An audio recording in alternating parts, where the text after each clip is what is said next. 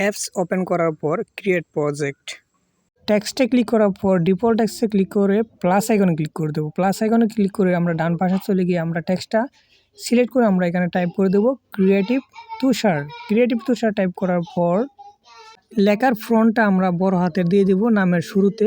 আমরা এখানে সিটা বড় হাতে দিয়ে দিলাম, টিটাও বড় হাতে দিয়ে আমরা এটা তুষার এটা সিলেক্ট করে আমরা এটা লেখার ফ্রন্টটা আমরা চেঞ্জ করে দেব। আমরা এই কালারটি চেঞ্জ করে দিলাম, তারপর আমাদের সি কালারটা ওইটা আমরা সিলেক্ট করে চেঞ্জ করে দিলাম। চেঞ্জ করা হয়ে গেলে আমরা টিউব যে লেখাটি রয়েছে মাঝখানে ওইটা আমরা বিভিন্ন একটা কালার দিয়ে দেব।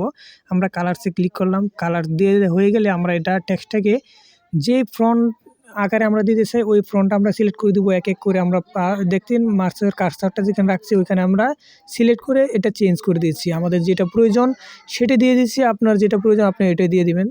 দেওয়ার পর আমরা এটাকে আমরা অ্যানিমেশন করব। টেক্সটটি ড্যাশবোর্ডের বাইরে নিয়ে গিয়ে আমরা একটা কিফ্রেম অ্যাড করব। কিফ্রেম অ্যাড করার জন্য নিচের দিকে ডান পাশে স্ক্রল বার করে যাব। দেওয়ার পর ট্রানজিশন কিফ্রেম নামে একটি অপশন রয়েছে ওইখানে ক্লিক করে দিলাম। তারপর আমরা একটু সামনের দিকে মাউসের কার্সারটা নিয়ে টেক্সটটাকে আমরা মাঝ বরাবর নিয়ে এনে দিলাম। আমরা কিফ্রেমটা একটু সামনের দিকে নিয়ে আসবো, প্লে করে দেখব যতটুকু আনার দরকার স্মুথলি তাড়াতাড়ি আসছে। আমরা এখন প্লে করলাম, আস্তে আস্তে করে আসলো। তো এবার ইন অ্যানিমেশন করলাম, এবার আউট অ্যানিমেশন করতে হবে। আমরা মাউসের কার্সরটা নিয়ে গেলাম একটু সামনের দিকে আনবো, আনার পর নতুন একটা ট্রানজিশন কিফ্রেম এড করব। এড করা হয়ে গেলে আমরা মাউসের কার্সরটা ধরে আর একটু সামনে দিয়ে নিয়ে আসবো। আনার পর আমরা আরেকটা এবার যে টেক্সটটি রয়েছে এটা একটি আউট করে দেবো ড্যাশবোর্ডের বাইরে। তো এটা আমরা হয়ে গেছে, এটা একটু সামনের দিকে আনবো, এটাও নিয়ে আসলাম। এবার যদি আমরা প্লে করতে যাই দেখেন খুব দ্রুত চলে গেছে। তো এটা আমরা কিফ্রেমটা আরেকটু দূরে নিয়ে গেলাম, এবার আস্তে আস্তে করে আসলো আবার চলে গেল।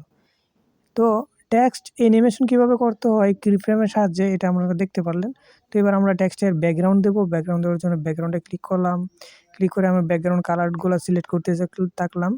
আমাদের যে কালারটা মনে হয় ভালো, এটা মনে হচ্ছে আমার ভালো দেখা যায় টেক্সটটাকে। আমরা এটা অপাসিটিগুলো গ্রো ইফেক্টের অপাসিটি আমরা ব্ল্যাক করে দেবো।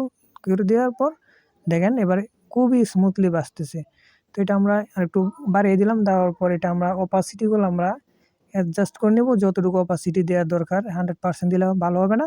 তো এটা দিয়ে আমি 0% দেখাই, দেখেন একবার ব্যাকগ্রাউন্ডটা চলে গেল। তো আমরা অপাসিটিগুলো অ্যাডজাস্ট করে নেব, বড় ছোটো হাইট এখন নিয়ে আমরা গো ইফেক্টে ক্লিক করে এটাতে আমরা সিলেক্ট করে দিলাম।